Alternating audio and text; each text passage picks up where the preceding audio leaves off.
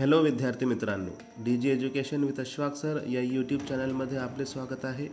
या व्हिडिओमध्ये आपण सामान्य विज्ञान इयत्ता 6वी धडा क्रमांक 7 प्रवास प्रकाशाच्या चे सर्व प्रश्नांची उत्तरे कसे लिहावे हे पाहणार आहोत। चला प्रिय विद्यार्थी मित्रांनो, व्हिडिओ सुरू करूया। स्वाध्यायामध्ये पहिला प्रश्न आहे, रिकाम्या जागा भरा। 1 मध्ये सूर्य, 2 मध्ये प्रवर्तन, 3 मध्ये छायाचित्रण, 4 मध्ये धुळीच्या कणामुळे आणि 5 मध्ये नियमित। प्रश्न क्रमांक 2, योग्य पर्याय निवडा। 1 मध्ये क 30, 2 मध्ये ऑप्शन अ प्रकाशाचे नियमित प्रवर्तन होते। उत्तर 3 का चंद्राच्या पृष्ठभागापासून सूर्यप्रकाशाचे प्रवर्तन होते। उत्तर 4 अ नेमही। तिसरा प्रश्न आहे, चंद्र पृथ्वीपासून सुमारे 4 लाख किलोमीटर दूर आहे। पृथ्वीवरून चंद्र दिसतो, मात्र काही कारणाने तेथे निर्मित झालेले आवाज पृथ्वीपर्यंत ऐकू येत नाहीत, असे का होते? उत्तर, ध्वनीला प्रवास करण्यासाठी हवा पाण्याची आवश्यकता असते।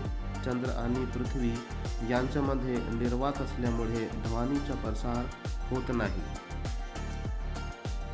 प्रश्न क्रमांक 4, खालील विधाने सत्य की असत्य ते ओळखा। असत्य विधाने दुरुस्त करून पुन्हा लिहा। यामध्ये पहिला प्रश्न आहे, आपत्ती किरणला स्तंभिका म्हणतात।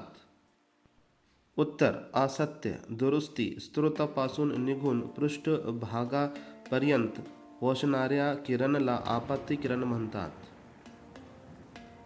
दुसरा प्रश्न आहे, वाकलेल्या पाईपमधून आपण समोर ठेवलेली वस्तू पाहू शकतो।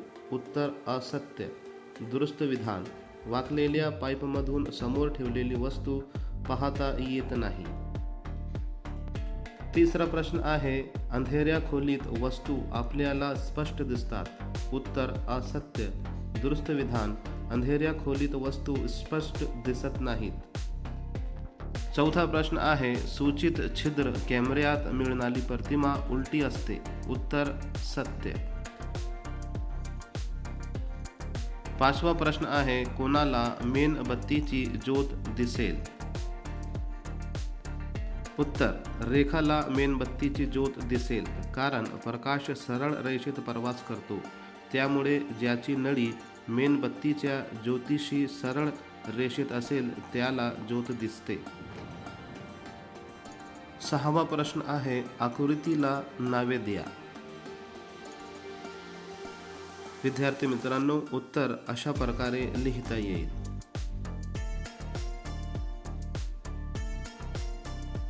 सातवा प्रश्न आहे, संथ पाण्यावर चंद्राचे प्रतिबिंब दिसते। पाण्यावर तरंग असतील तर प्रतिबिंब तसेच दिसते का? फरक का होते त्याचे कारण सांगा। विद्यार्थी मित्रांनो, उत्तर याप्रमाणे लिहा। व्हिडिओला लाईक करा, शेअर करा आणि चॅनलला सबस्क्राईब करा।